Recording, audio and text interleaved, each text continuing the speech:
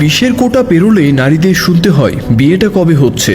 তবে সেই যুগ এখন অনেকটাই বদলে গেছে। ছক ভাঙছেন নারীরা। বয়স পেরিয়ে গেলেও অনেকেই ক্যারিয়ার নিয়ে ব্যস্ত রয়েছেন। অনেকে আবার সমাজের নিয়মকে বুড়ো আঙুল দেখিয়ে বেছে নিচ্ছেন একাকী জীবন। চলুন দেখে নেওয়া যাক বলিউডের 5 সাহসী এবং একাকী নারীর কথা।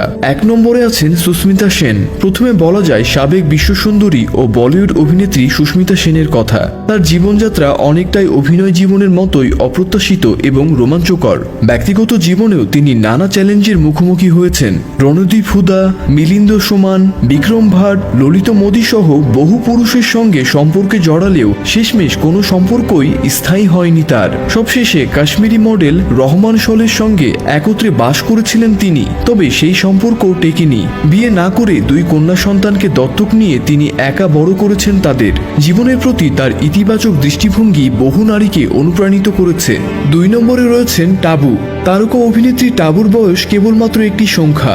এখনও তার রূপ, ব্যক্তিত্ব এবং অভিনয় দক্ষতার সামনে মুগ্ধ অনেকেই।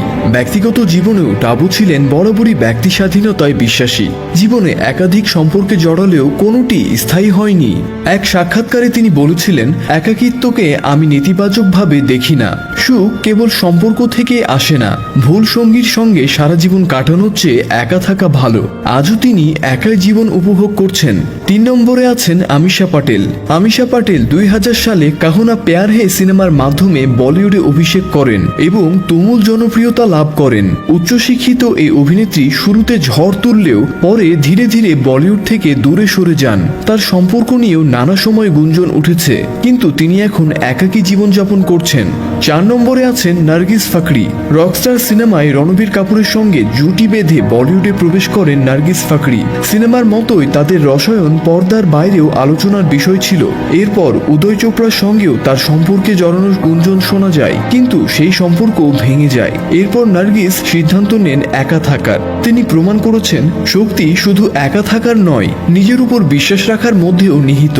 সর্বশেষ এবং 5 নম্বরে রয়েছেন রেখা। রেখা বলিউডের একজন জীবন্ত কিংবদন্তি। তার স্বতন্ত্র শৈলী, অদম্য আত্মবিশ্বাস এবং অভিনয় দক্ষতা আজও তাকে স্মরণীয় করে রেখেছে। 1990 সালে শিল্পপতি মুকেশ আগারওয়ালের সঙ্গে বিবাহ বন্ধনে আবদ্ধ হলেও মাত্র 7 মাসের মধ্যেই তার স্বামী আত্মহত্যা করেন। এরপর থেকে রেখা একাকী জীবনযাপন করছেন। গুজব রয়েছে অমিতাভ বচ্চনের প্রতি গভীর ভালোবাসা রেখার বিয়ে না করার অন্যতম কারণ। সত্য মিথ্যা যাই হোক না কেন, রেখা আজও একাই কাটাচ্ছেন তার জীবনের দিনগুলো।